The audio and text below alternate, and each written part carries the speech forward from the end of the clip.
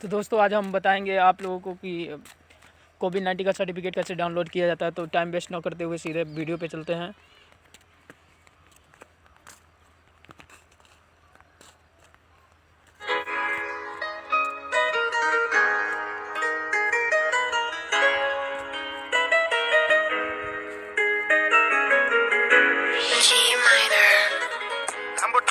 ਕਿਹੜੀ ਸੁੱਤੀ ਹਾਲੀਵੁੱਡ ਜੀ ਦੇਸੀ ਮੁੰਡਿਆਂ ਦੇ ਸੋਹਣੇ ਬਾਲੀਵੁੱਡ ਮਿਊਜ਼ਿਕ ਦੀ ਵੇਵਾ ਨਾ ਭਾਲਦੇ ਕੋਫੇ ਵਗਾਉਣਾ ਵੀ ਆਉਂਦਾ ਤੇ ਲਿਰਿਕਸ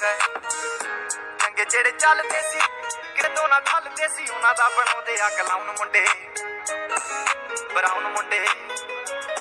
ਆਉ ਦੇਸੀ ਜੇ ਗੀਤਾ ਟਰੈਪ ਜੀ ਬੀਟਾ ਸੱਜਦੇ ਸਪੀਕਰਾਂ 'ਚ ਵੱਜਦੇ ਬਰਾਉਨ ਮੁੰਡੇ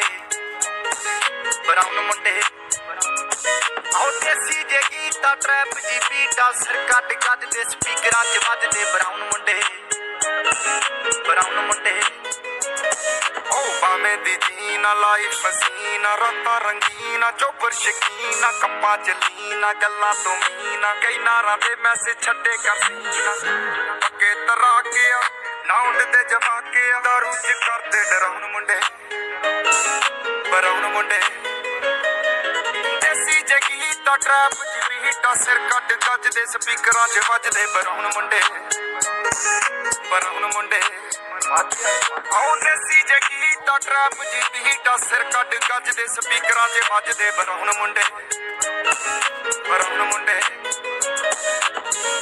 ਫੋਟਾਂ ਤੋਂ ਜੀ ਕਲਾਸ ਪਾਨਾ ਤੋਂ ਮੋਟੇ ਸਟੈਕ ਕਰਦੇ ਨਾ ਗੇਮ ਲੈਕ ਬਰਾਉਨ ਮੁੰਡੇ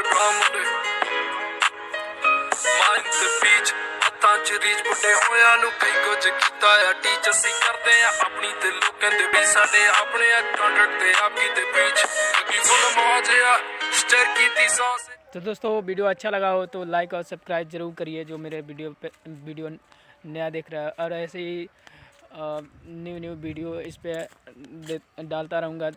इसलिए लाइक और सब्सक्राइब ज़रूर करें।